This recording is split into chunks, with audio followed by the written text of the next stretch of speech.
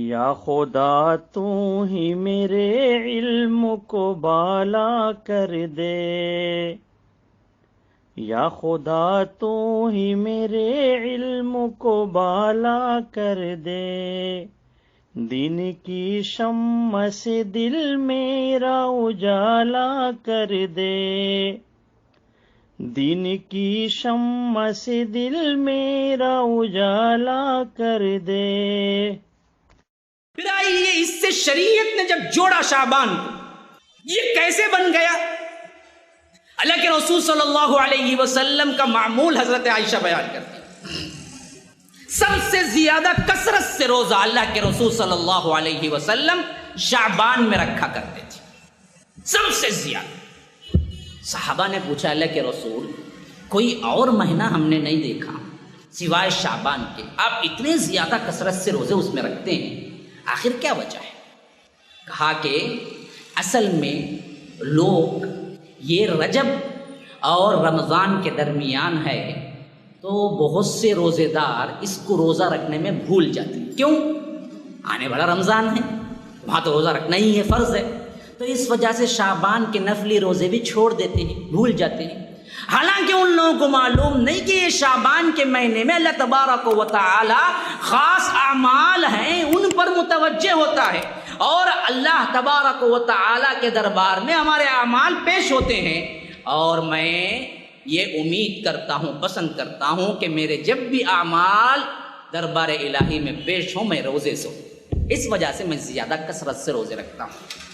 اللہ کے رسول صلی اللہ علیہ وسلم نے شعبان کی فضیلت میں فرمایا، اس میں کثرت سے روزے بھی رکھی، اور ہمارے لیے حکم دے دیا کہ دیکھو 15 شعبان کے بعد روزہ نہ رکھو۔ سنن نسائی کی روایت۔ اب عجیب بات دیکھیے، سنت کی خلاف ورزی میں ہم کتنے بے باک ہیں، برابر 15 شعبان کے دن روزہ رکھتے ہیں، رات گزری شب برات، صبح روزہ، کیا کہتے؟ شب برات کا روزہ کرتے۔ کون بولا جی؟ کہاں سے آئی بات؟ کس نے بتایا؟ کس نے عمل کیا؟ کون سی حدیث میں؟ کوئی چیز نہیں ہے، نہ عقلاً ہے نہ نقلاً ہے، نہ اللہ کے رسول سے ثابت۔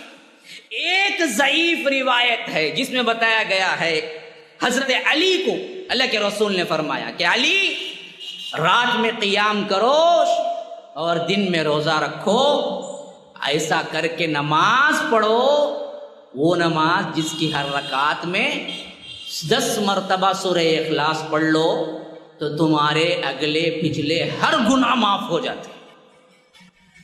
اب دیکھیے بنانے والے نے بھی روایت کیسی بنائی ہے، دیکھو لوگ حضرت علی پہ کیا کرتے ہیں جی، ایک گروہ ہے جو اللہ بنا بیٹھا، معلوم ہے نا؟ کون بولتا اللہ حضرت علی کو؟ معلوم ہے؟ ہاں، تو علی کو خاص کیوں لائے اس روایت میں؟ معلوم ہو گیا سنی بھائیوں کا کوئی مسئلہ نہیں، یہ شیعت کی پیداوار ہے، یہ بتا رہا ہے بات۔ شیعہ ہیں جو اندر سے یہ پروپیگنڈا کیے تھے، حضرت علی کے نام پہ الزام لگا، ورنہ تو ابو بکر کو اللہ کے رسول نے چھوڑ دیا، عمر کو چھوڑ دیا، عثمان کو چھوڑ دیا، حسنین کریمین کو چھوڑ دیا، بڑے بڑے عشرۃ المبشرہ عبد الرحمن بن عوف کو چھوڑ دیا، ابو عبیدہ ابن الجراح کو چھوڑ دیا، سعید ابن زید کو چھوڑ دیا، طلحہ زبیر کو چھوڑ دیا، ان سب کو چھوڑ کے علی کا نام مخصوص طور پہ کیوں لیا؟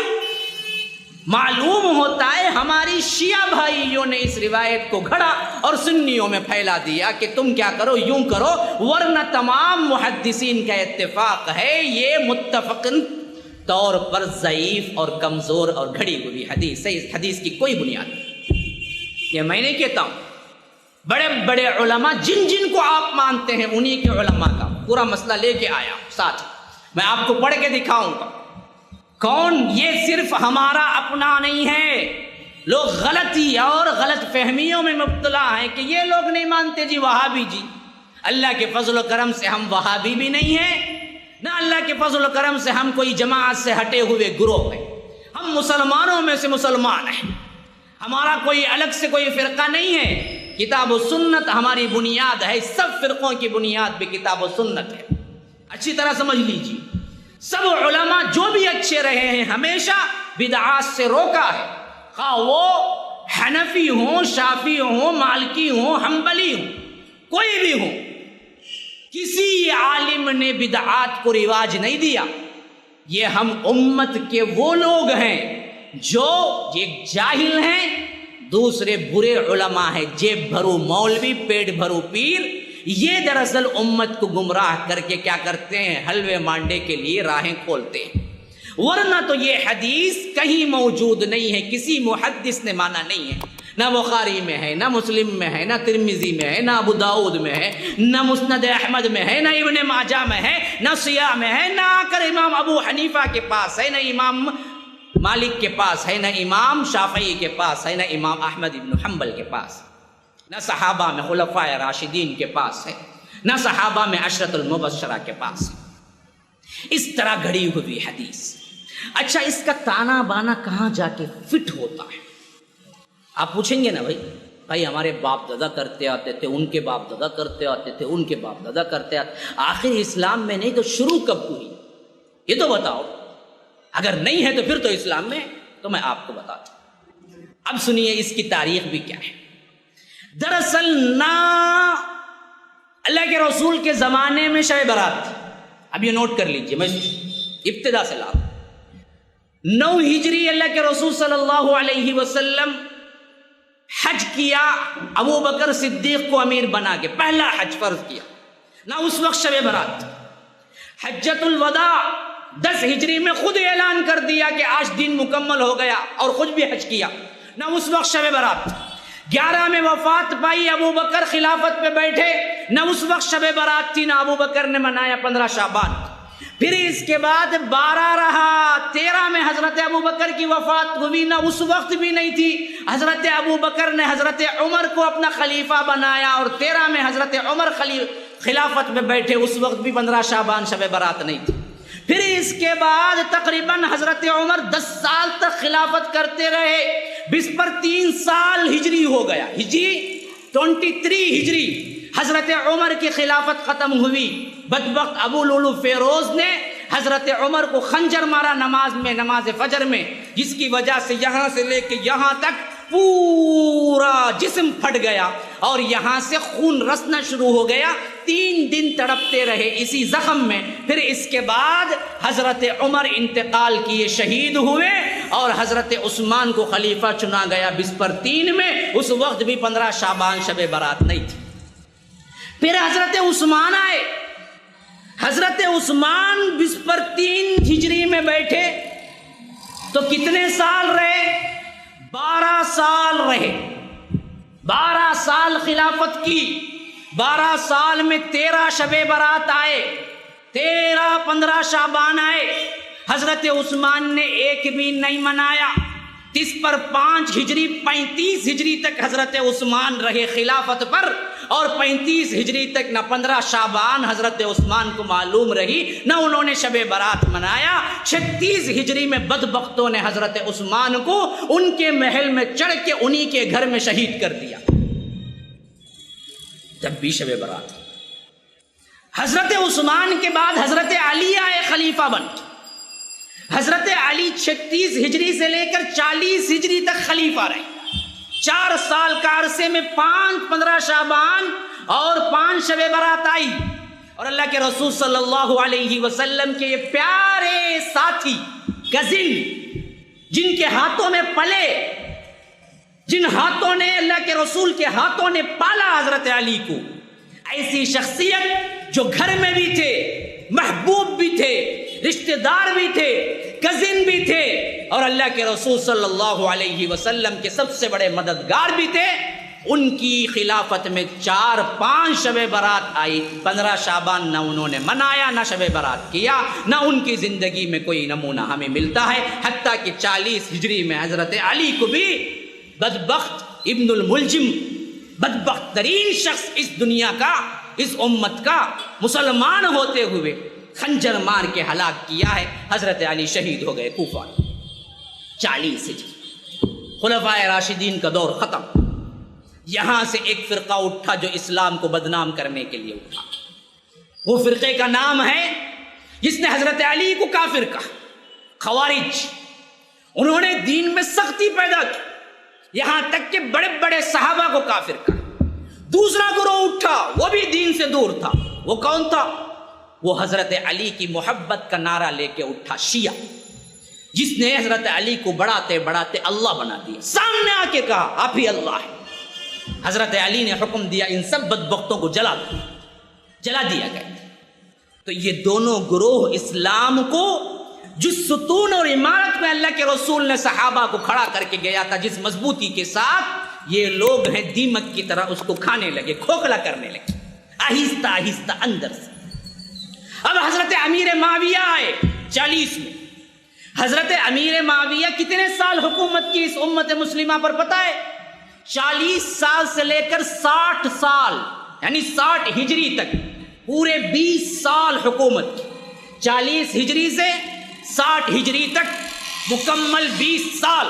20 سال میں تقریباً 15 شعبان آئے، 21 شب برات آئی، اور حضرت امیر معاویہ وہ ہیں جن کو اللہ کے رسول اتنا مخصوص رکھتے تھے، قرآن اترتا تو لکھنے کے لیے خود بلاتے تھے، امیر معاویہ کو بلاؤ، اور قرآن کی کتابت کرنے کے لیے کاتب وحی حضرت امیر معاویہ۔ ان کو اللہ کے رسول سے یہ محبت نہیں تھی، ان کو پتہ نہیں تھا شب برات میں بڑی فضیلت والی چیز ہے، قبرستان جاؤ، حتیٰ کہ 60 ہجری میں حضرت امیر معاویہ وفات پائے تو ان کا بیٹا یزید بیٹھا 60 سے 60 پر 4 ہجری۔ یہی وہ واقعہ ہے جس کی دور خلافت میں حضرت حسین کربلا میں شہید کر دیے گئے، جس کی وجہ سے یہی اس کا نام بدنام ہو گیا۔ حالانکہ کرنے والوں میں اس کا کوئی ہاتھ نہیں تھا، لیکن اس کی دور خلافت میں ہوا، بس بات اتنی ہے حقیقت۔ پھر آگے بڑھو، 60 پر 4 ہجری کے بعد امت مسلمہ میں بڑا انتشار پیدا ہوا، ہر جگہ لوگ فتنے اٹھتے، لوگوں نے بگاڑ پیدا کر دی، جھوٹی حدیثیں بیان کرنا شروع کر دی، بعضوں نے حضرت علی کی فضیلت میں، بعضوں نے حضرت علی کے خلاف میں، یہاں تک کہ اسلام اس دور میں ایسی بری حالت میں پہنچا کہ ایک طرف مکے کے اندر حضرت عبداللہ ابن زبیر کی حکومت تھی، دمشق میں اہل مروان کی حکومت تھی، کوفے میں ان لوگوں کی جو شیعہ علی ہیں ان کی حکومت تھی، ایک ہی خلافت اسلامیہ میں 3 حکومتیں تھیں۔ پھر اللہ تبارک و تعالی نے امت پہ رحم کی، پھر بنو امیہ جمے اور انہوں نے پھر اس کو متحد کیا، پھر ایک جمعیت بنی، ایک خلافت بنی۔ پھر اسلام کے اندر جو بڑے بڑے فتنے پیدا ہو گئے تھے، اللہ تبارک و تعالی نے اس حساب سے بڑے بڑے اماموں کو بھیجا۔ اس حساب سے نمبر 1 فہرست پہ آنے والے امام ابو حنیفہ رحمہ اللہ ہیں 80 ہجری۔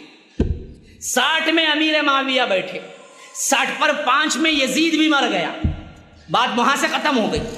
پھر یہ 15 سالہ عرصہ بڑے فتنوں کا دور رہا، اور 80 ہجری میں امام ابو حنیفہ رحمہ اللہ پیدا ہو گئے، اور اس کے بعد 100 ہجری کے بعد تو خود حضرت امام ابو حنیفہ رحمہ اللہ اتنا شعور والا کام کیا کہ انہوں نے سب سے پہلے عقائد کو مرتب کیا، جس کا نام ہے فقہ الاکبر، ان کی اپنی لکھی ہوئی کتاب۔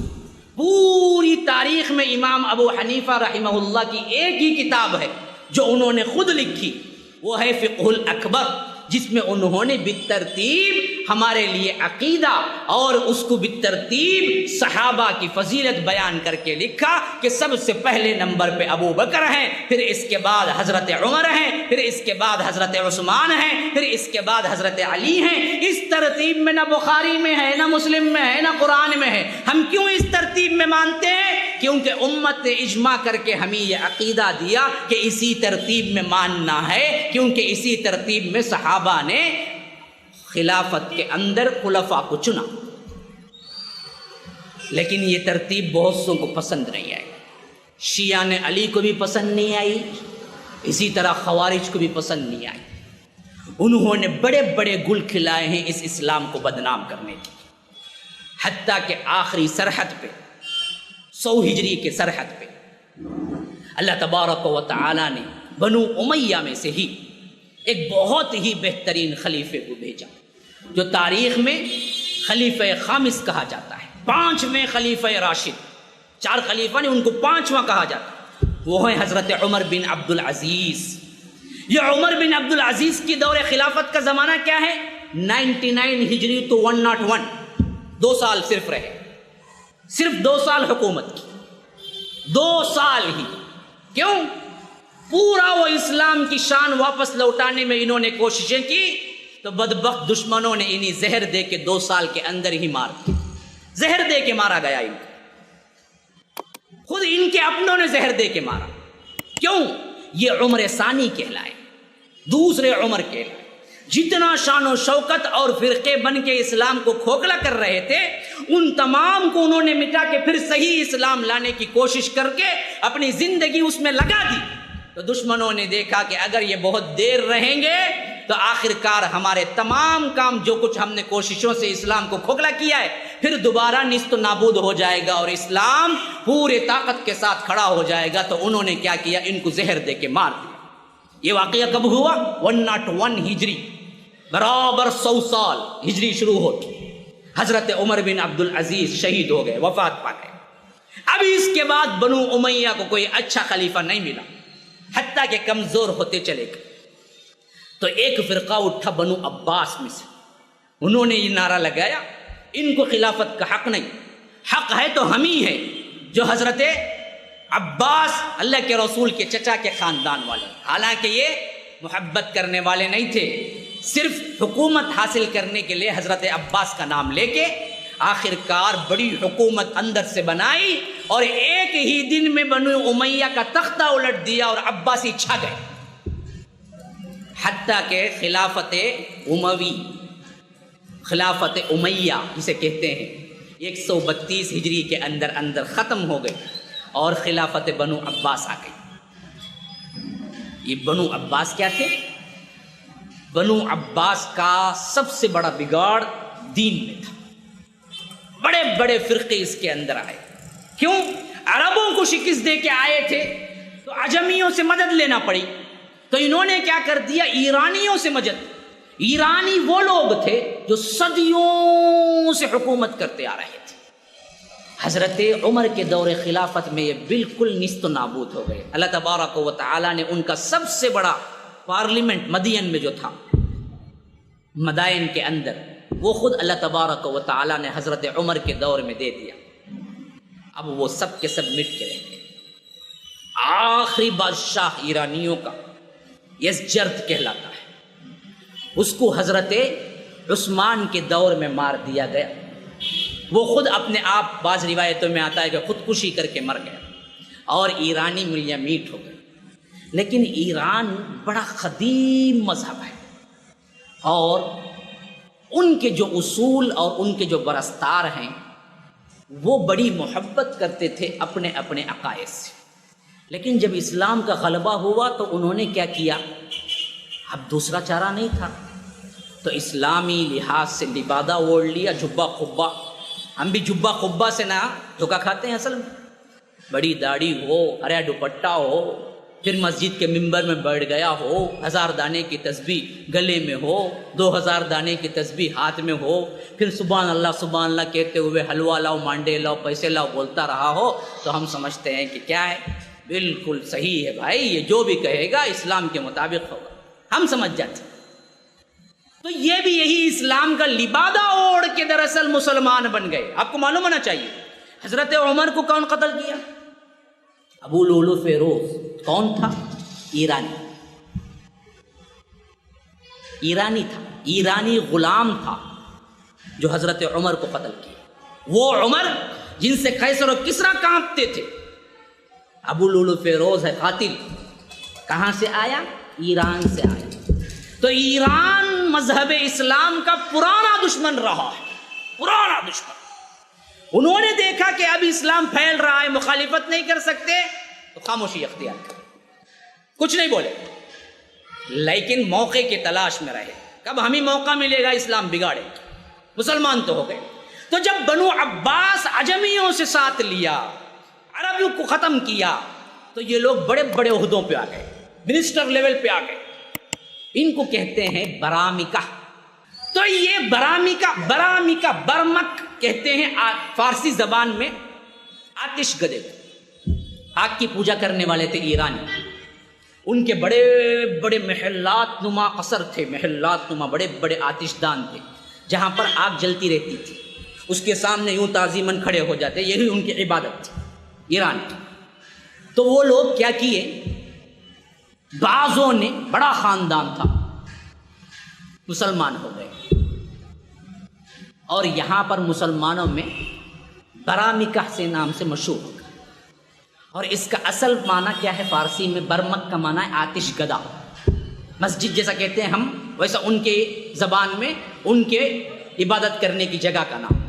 اب یہ برامکہ اتنے آگے بڑے بنو عباس میں، جب ہارون رشید خلیفہ ہوا، آپ کو معلوم ہے پورے عباسی دور میں سب سے زیادہ شان و شوکت والا بادشاہ ہارون رشید ہے. ہارون رشید کے دور خلافت میں خالد برمکی جو تھا وہ وزیر اعظم کے عہدے پہ تھا. کہاں پہنچ گئے یہ لوگ؟ ایران سے آ کے. پھر اس کے بعد خالد مر گیا 163 ہجری میں. تو اس کا بیٹا تھا یحییٰ برمکی.